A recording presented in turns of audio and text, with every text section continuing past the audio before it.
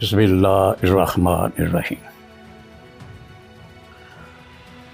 پاکستان تحریک انصاف کے سینئر رہنما رؤف حسن صاحب پر جی کے دفتر کے باہر خواجہ سراؤں کے نام پر جو حملہ کیا گیا، یہ سمجھا جا رہا ہے کہ یہ پہلی دفعہ ہوا ہے۔ نہیں، اس سے پہلے سینئر صحافی سمیع ابراہیم پر بھی 9 جولائی 2022 کو 7:55 پر اسی طرح 3 لوگ تھے جنہوں نے اپنی وضاحت بہروپ اور میک اپ جو ہے وہ خواجہ سراؤں جیسا کیا ہوا تھا۔ جیسے ہی سمیع ابراہیم بول نیوز کے دفتر سے باہر نکلے تو ان خواجہ سراؤں میں سے ایک نے، جس کا جسم تھوڑا سا رسٹ آؤٹ قسم کا تھا، اس نے آگے بڑھ کر ایسے ہاتھ کیا اور سمیع ابراہیم نے اس کی طرف دیکھ کے کچھ اپنے چہرے پہ عجیب سے تاثرات لیے۔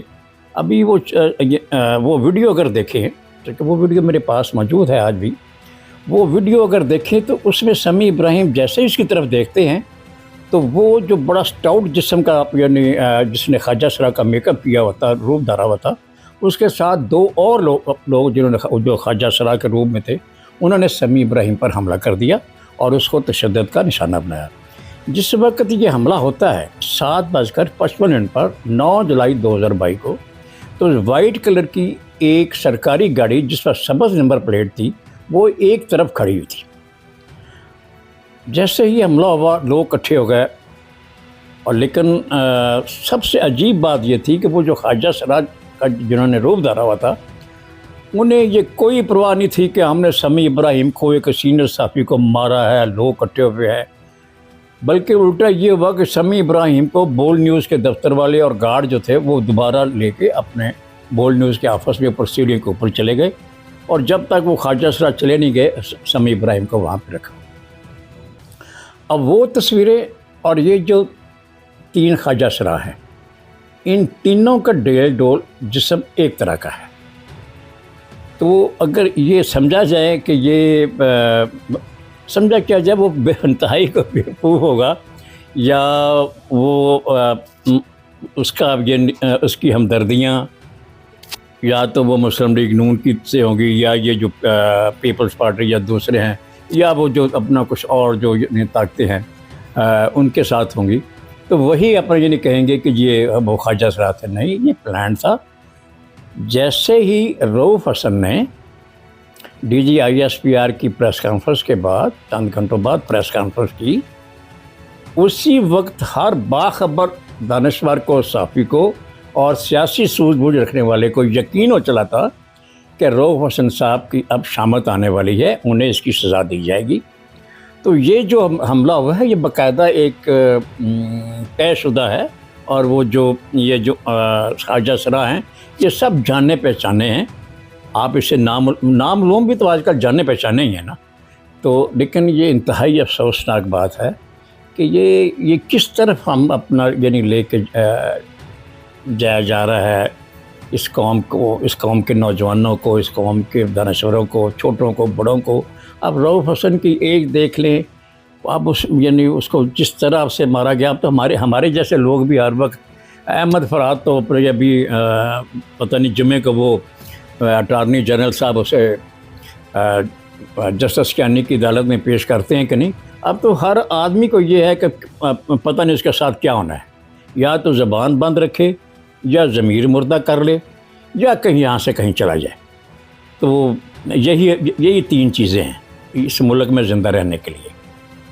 تو بہرحال یہ جو رؤف حسن صاحب پہ حملہ ہوا ہے یہ انتہائی شرمناک ہے، اور باقاعدہ ایک پلاننگ کے تحت ہے۔ سبق دیا گیا ہے کہ ہم اگر آپ کو گالیاں نکالیں، اگر ہم آپ کی بےزتی کریں، اگر ہم آپ کو بھارت کا جاسوس بنا دیں، اگر آپ کو اسرائیل کا ایجنٹ بنا دیں، یہودی بنا دیں، تو آپ نے چپ رہنا ہے۔